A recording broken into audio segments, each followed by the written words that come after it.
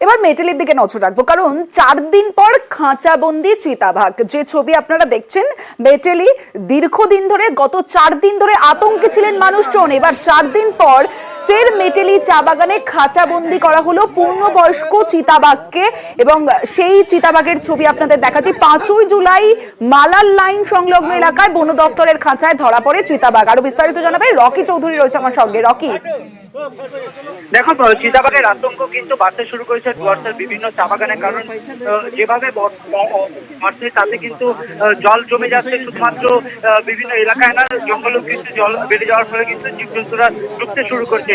এই দিন বাতাবাড়ি এলাকায় মেট্রি ব্লকের অন্তর্গত এই এলাকায় চা বাগানে কিন্তু চিতাবাঘের খাঁচা পাতা হয়েছিল সেই চিতাবাঘ ধরার জন্য। অবশেষে কিন্তু সেখানে চিতাবাঘ ধরা পড়েছে। আজ ভোর নাগাদ এলাকার বাসিন্দারা চিতাবাঘের গর্জন শুনতে পায় এবং তারা গিয়ে দেখতে পায় খাঁচার মধ্যে কিন্তু চিতাবাঘ ধরা পড়েছে। খবর দেওয়া হয় বন দপ্তরকে। বন দপ্তর এসে সেই চিতাবাঘটিকে উদ্ধার করে নিয়ে যায়। প্রসঙ্গত বাহুল্য যে কিছুদিন আগেই কিন্তু এই এলাকা থেকে আরেকটি চিতাবাঘকে ধরা হয়েছিল, তারপরেও চিতাবাঘ বারবার হানা দিচ্ছিল, যার ফলে আতঙ্কিত ছিল এলাকার মানুষ। বাগান থেকে চিতাবাঘ উদ্ধারের পর কিন্তু আতঙ্কমুক্ত হয়েছে এলাকা। বেশ।